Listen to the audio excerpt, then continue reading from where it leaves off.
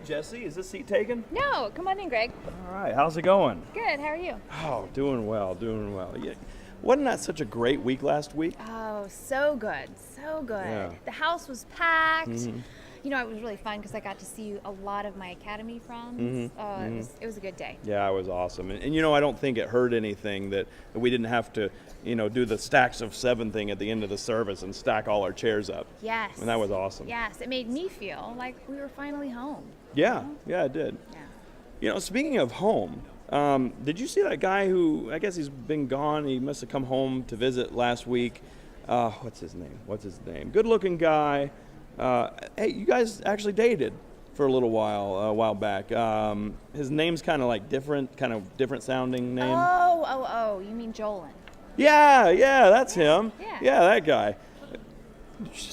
Did you see what this guy was wearing? I did. Yeah, I mean, this guy comes in here and, he walks in wearing this $3,500 suit. I mean, come on.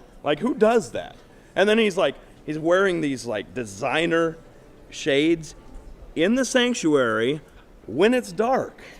Who does that? I don't know, but I thought he is. looked really good. He was really well put together. Yeah, and then okay, what was up with this guy's hair, right? It's all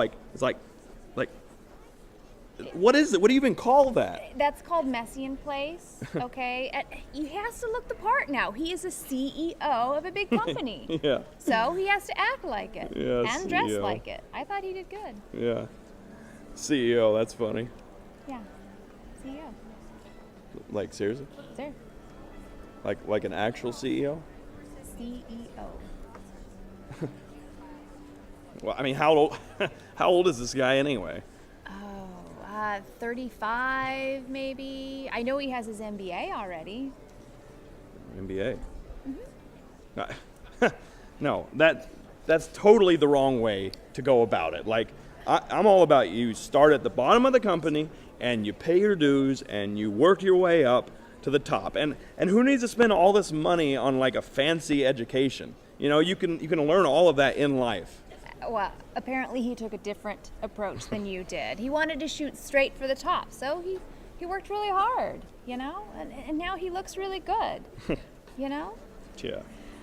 That's not to say that, this wonderful outfit isn't making its own statement, Greg. Oh yeah, no, this is totally in vogue right now. You know that I actually got this at the Relive thrift store. It's only $2. Only $2. Can you believe that? A steal like this? And it's totally trendy. It's amazing. It's something. And at least I'm not like this guy, walking in and announcing hey everybody, come see how good I look. Now, Greg, do I detect a tinge of envy in your voice? No, I'm not envious at all. I'm just saying he's tooting his horn a little bit too much, don't you think? I don't think so. Why can't you just be happy for the guy, So he's doing really well and he's well-to-do, but he's worked really hard for it. Yeah, well, I could tell he wanted everyone to know that he was well-to-do. I mean, just look how he drove away from church in his fancy little Mercedes-Benz convertible and just sped away. Greg, you're tearing this guy down. You're not jealous of his car, are you? Jesse, oh dear Jesse, why would I be jealous of his Mercedes-Benz when I drive what I drive? Wait, you mean the red Dodge Stratus? Yeah, 1998 red Dodge Stratus SL with Texas plates. Oh, brother Greg, you know what? Why can't you just admit it? You are so envious of this guy.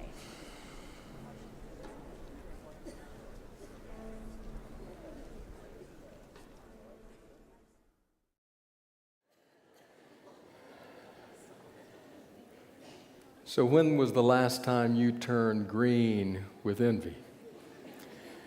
When was the last time you burned with jealousy? Now, I'm going to guess that some of you will say, oh, that was way back, college, maybe even high school. That was way back when, not anymore.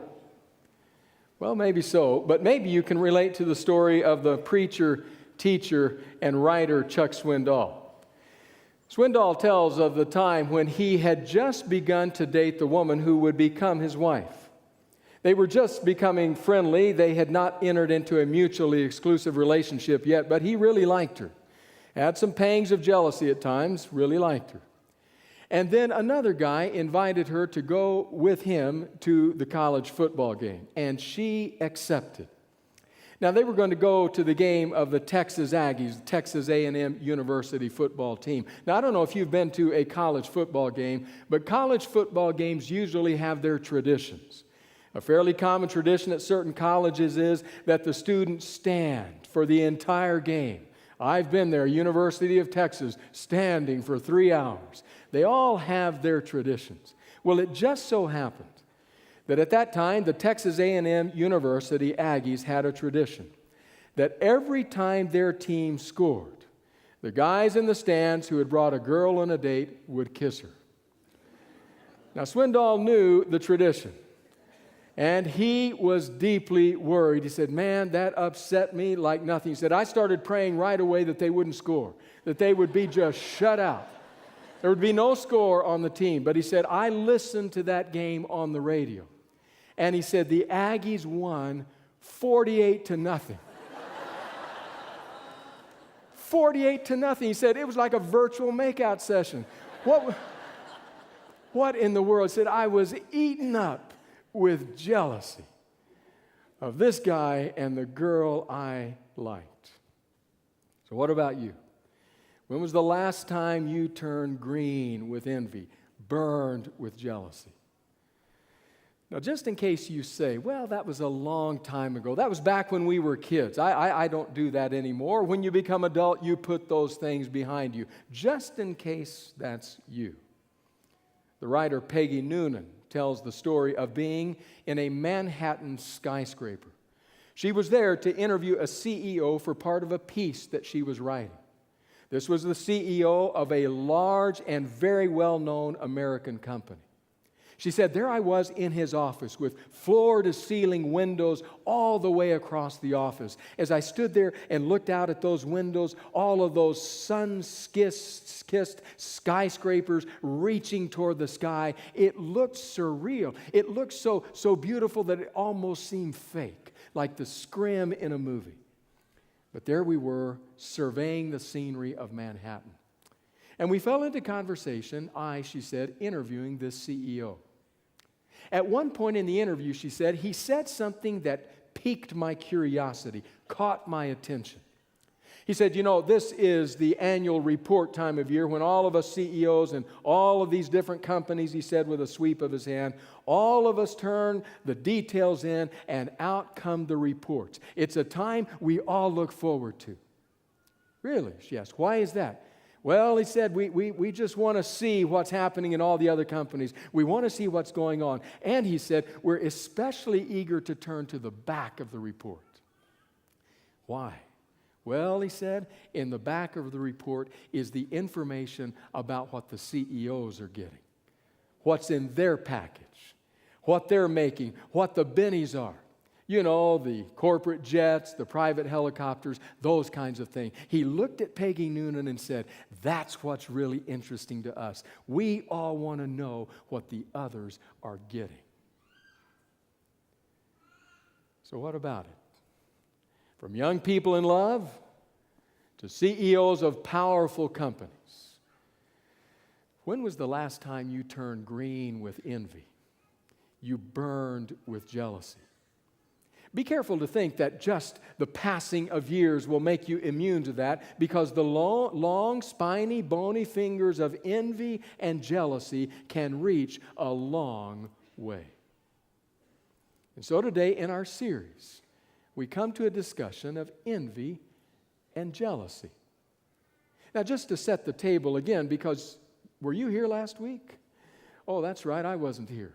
I almost added another sermon entitled How to Deal with the Stomach Flu, but I'll leave that to others. We're in a series that's simply entitled Dangers, Toils, and Snares. You remember that passage in Hebrews Coming out of Hebrews, the 11th chapter, that chapter of faith, where of one figure after another it is said that they lived by faith. Coming out of that chapter, beginning chapter 12, the writer says, "Now, seeing that we have such a great cloud of witnesses," all of these people who have lived by faith, "seeing we have such a great cloud of witnesses," he says, "let us then throw off everything that hinders and the sin that so easily entangles us, and let us run with patience the race set before us, looking to Jesus, the pioneer and perfecter of our faith." And so it is that reality, those things that so easily entangle us, the sin that so easily besets us, that we're considering in this series. We're taking a thoughtful, a biblical look at some of the most common ones. We've considered pride and anger and fear, and today we come to jealousy and envy. Now, you notice that I'm using both terms, so maybe we ought to define terms to begin with. Are jealousy and envy the same thing? Are they different? How are they related? Well, truth be told, almost no matter what source you look at, jealousy and envy are deeply intertwined. They are very much related, but maybe a helpful way to think about their differences is to think like this. Most often, jealousy is selfishly and sometimes obsessively concerned about protecting what is mine. This is mine. I don't want you to have any of it. It turns inward as it holds on. On the other hand, envy is often expressed by selfishly and sometimes obsessively desiring and even seeking to possess what is yours. I look at you and I see something in your life, in your world, in your home that I want and like, and I become envious and I want to draw it to myself. Listen to how one writer writes of these two realities, these twin realities. He says, "What exactly is envy? How does it differ from its twin, jealousy? Envy is the more sophisticated of the two, and it's a painful and resentful awareness of an advantage enjoyed by another, accompanied by a strong desire to possess the same advantage. Envy wants to have what someone else possesses. Jealousy wants to possess what it already has. Jealousy is coarse and cruel. Envy is sneaky and subtle. Jealousy clutches and smothers. Envy is forever reaching, longing, squinting, thinking, and speaking sinister insinuations." Do you know that jealousy came to church this morning? You may have to look to be sure you recognize and see jealousy, but jealousy is here today. You might see jealousy in the over-possessiveness of a boyfriend of his girlfriend. You might see jealousy in the baseless insinuations of one spouse about another. You might see jealousy in the struggle between two parents, each wanting to be the favorite in their child's eyes. You might see jealousy in the strong sibling rivalry that happens between brother and sister as they seek to have the best place. I don't know where you will see it, but I am confident that jealousy sneaked in the door this morning. But jealousy didn't come alone. Envy also came to church this morning, but envy is harder to spot. It's much more subtle, much more refined, much more sophisticated. But if you look, you will see envy. You will see envy in the furtive, lingering glance at another man's wife. You will see envy in the carefully crafted compliment that actually is a criticism.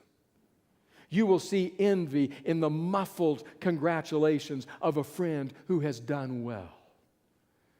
Oh, envy is here as well, but a bit harder to recognize.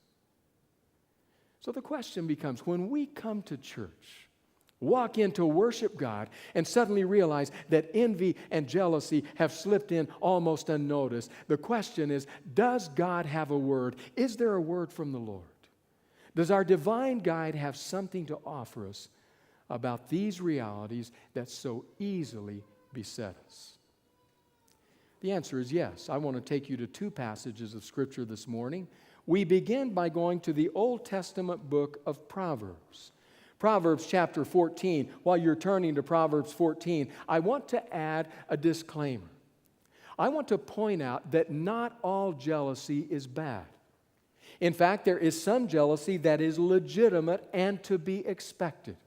If you take your Scripture and you read the Bible, especially the Old Testament stories, you will encounter a jealous God. You ask, why is He jealous? The reason is simple.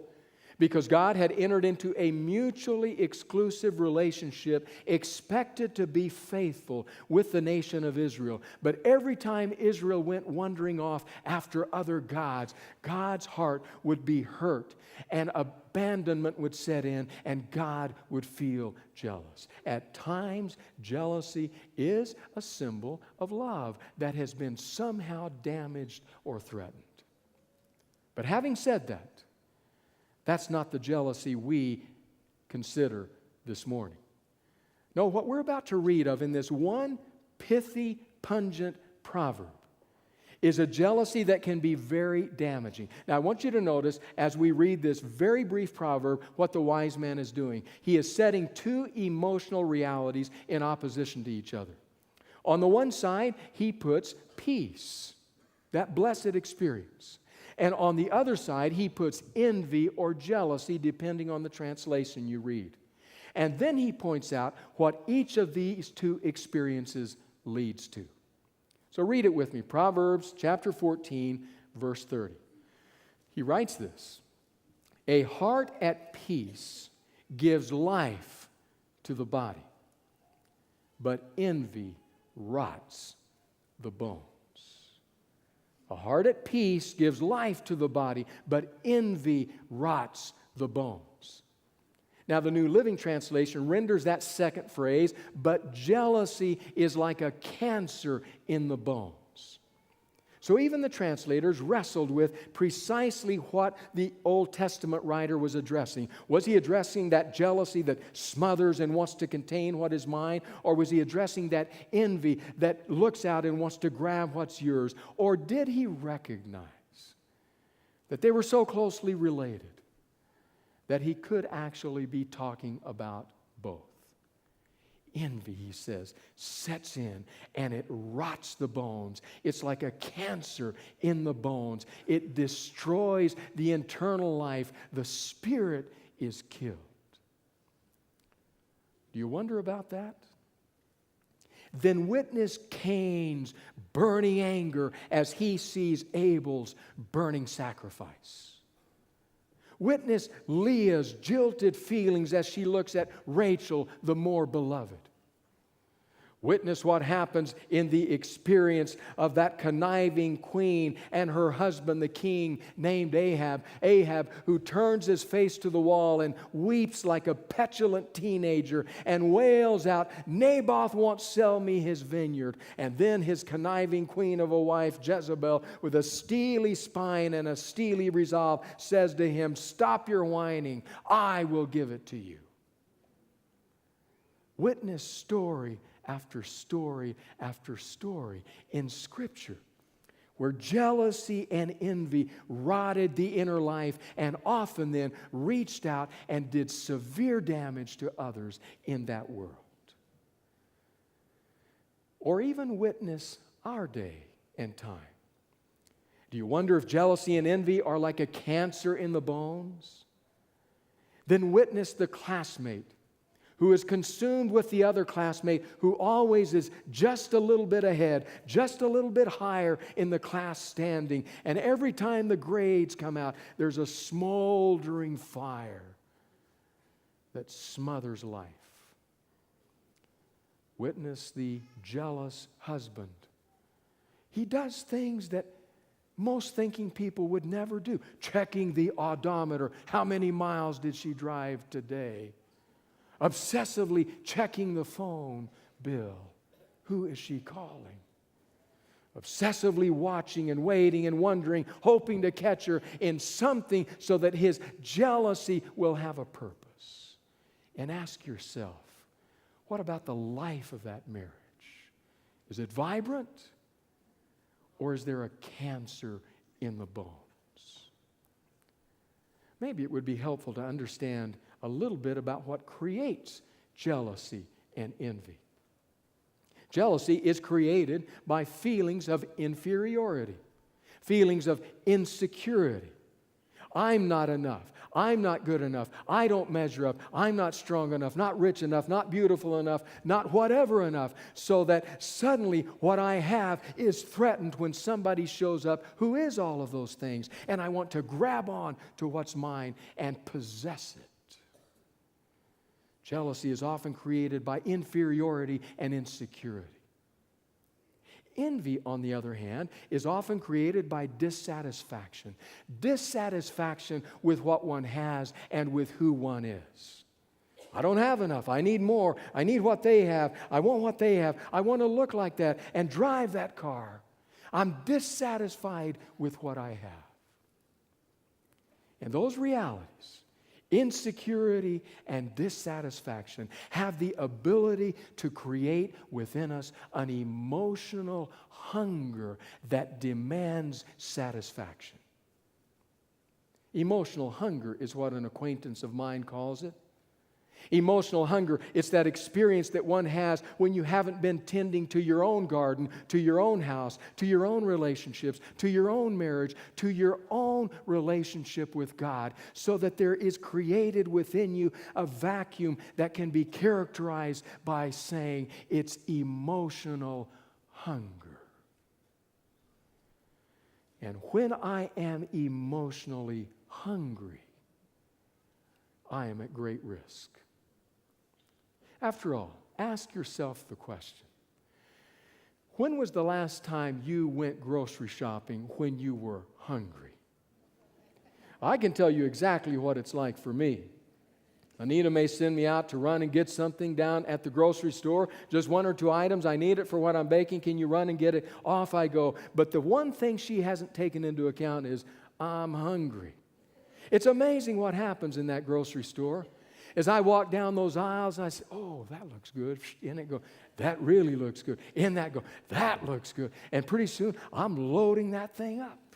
I go through the checkout stand, have to push the cart out, too many bags, get home, and I come in with all those, and she looks and says, what is that?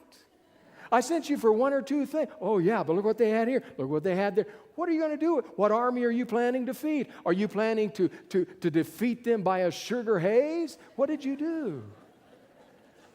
Well, the answer is very simple.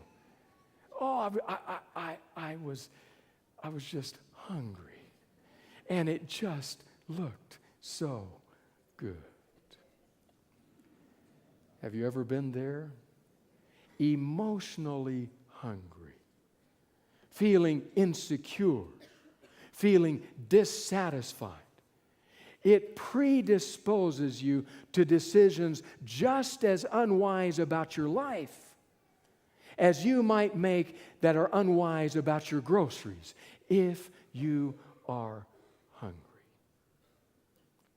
So, says the Old Testament writer, it becomes like a cancer in the bones, the jealousy, the envy that drives you to think things, to say things, to do things that are not characteristic of either a mature person or of a follower of Christ.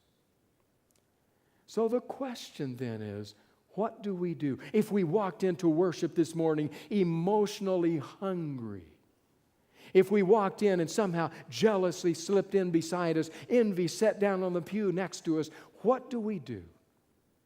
For that, I take you to a second passage of Scripture, this one in the New Testament, the writing of Paul that we call Philippians. Philippians chapter 4.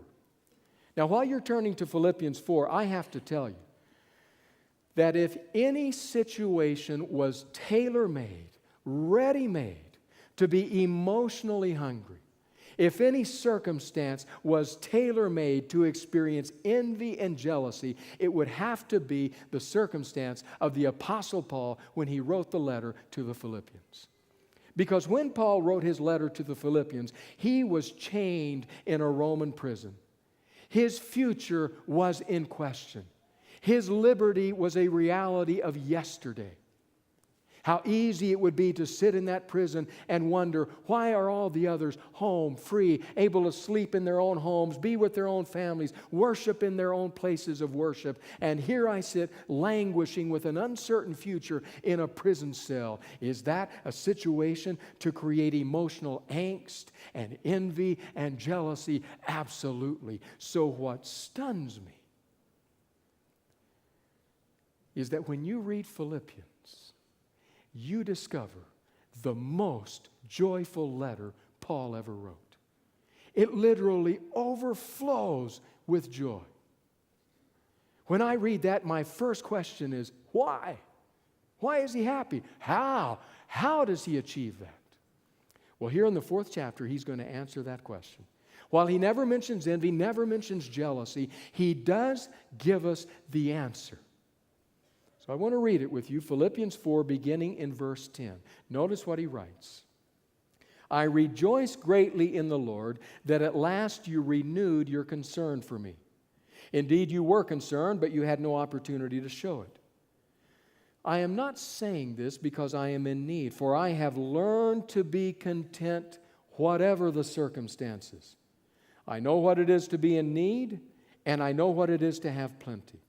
I have learned the secret of being content in any and every situation, whether well-fed or hungry, whether living in plenty or in want. I can do all this through Him who gives me strength. In that passage, Paul tells us what to do if we are emotionally hungry, if envy and jealousy have crowded their way into our hearts. First of all, I want you to notice this. What he is in essence saying there is that our inner emotional life does not need to depend on our outer physical life. That it does not need to depend on what's happening out there as to what's going on in here. Now that's very different from most of us. Because for most of us, our level of happiness and satisfaction and well-being is directly tied to our circumstances. Consider, for example, what some researchers found. They started back in the 1992 Barcelona Olympics to track this and have continued up to the most recent Olympics and have made a rather interesting discovery. Here's what it is. It is made evident in the statements of 2 American athletes, both of them swimmers, but in this case, the statements were made at 2 different events. I want you to listen to their words. First of all, the words of Ryan Lochte. Many of you will remember Ryan Lochte as we watched the most recent Olympics. This came just after the 4x100 meter freestyle relay in London at the 2012 Olympics. And he said this apologetically. Listen to what he said. It's not my normal specialty. We went out there and raced tough, but we just came up a little short. That's the first statement. Second statement made by Brendan Hansen. Just seconds after he completed the 100-meter men's breaststroke finals. Hansen said this with a beaming face. Listen to his words.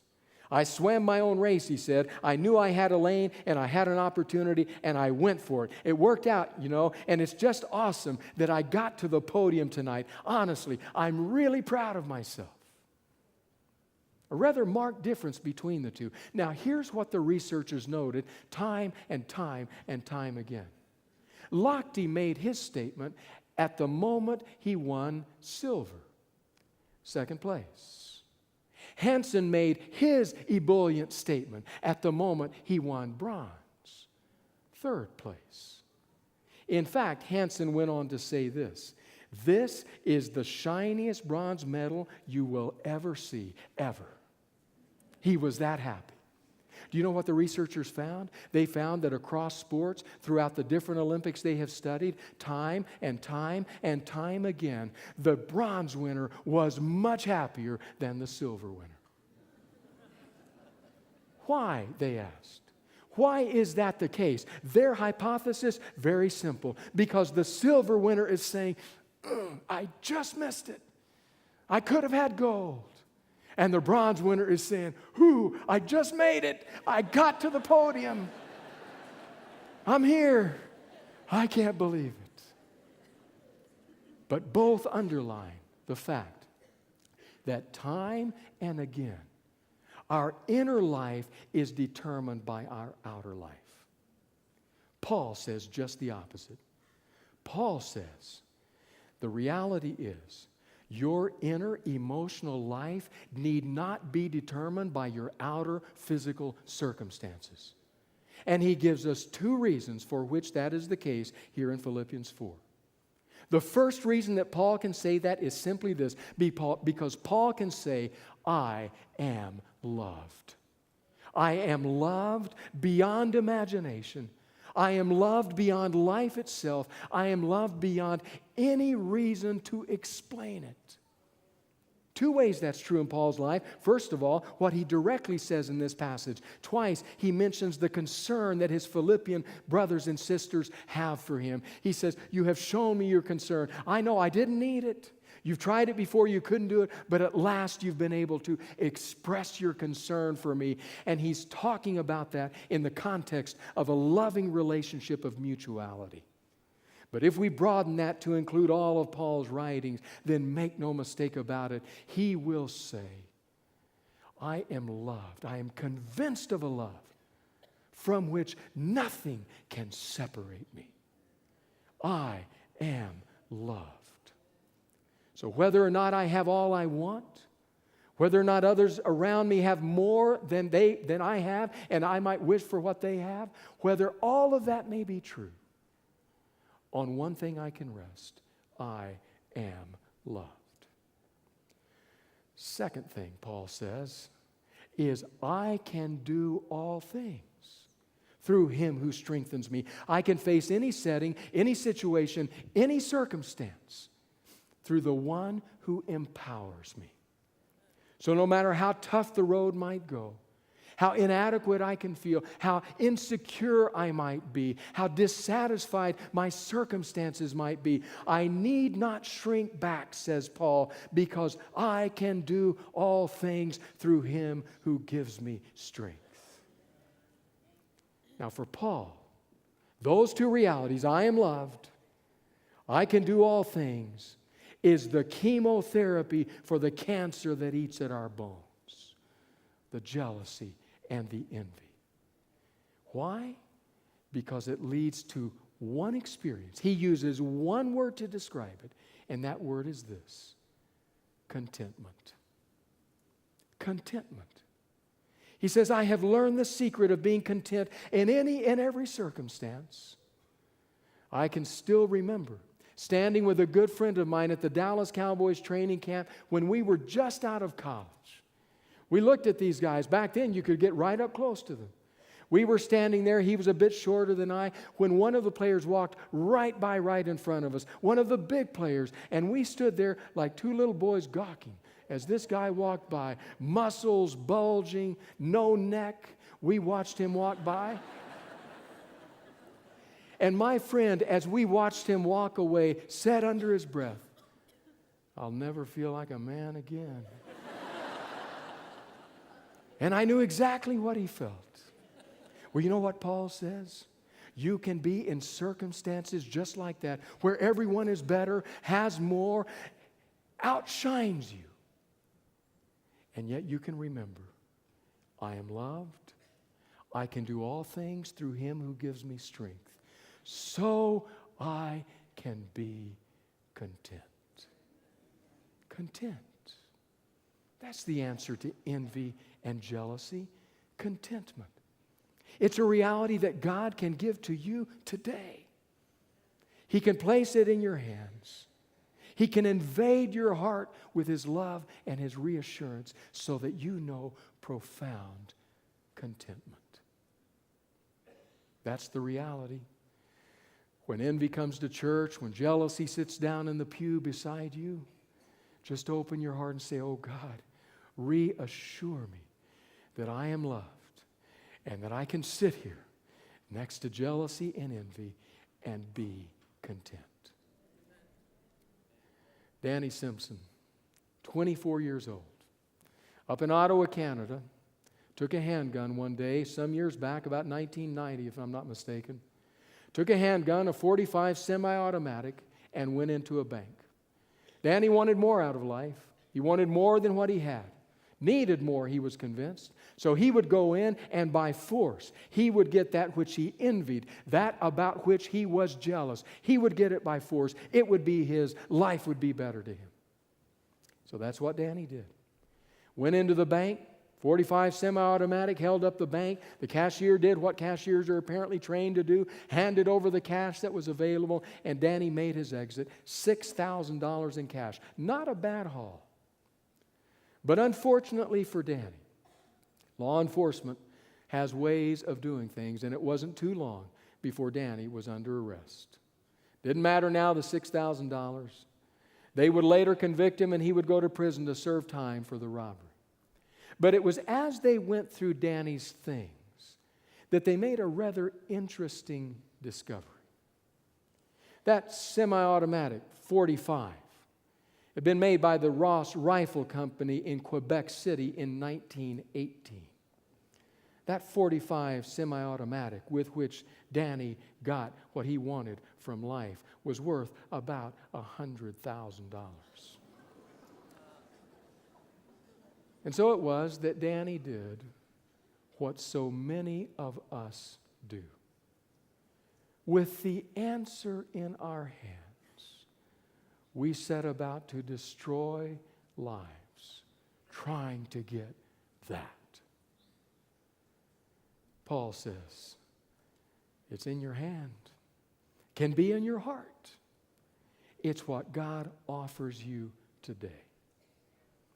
You are loved. You can do all things through Him who gives you strength. So today, don't give envy or jealousy a ride home. Leave them here and go home to enjoy the contentment Jesus provides.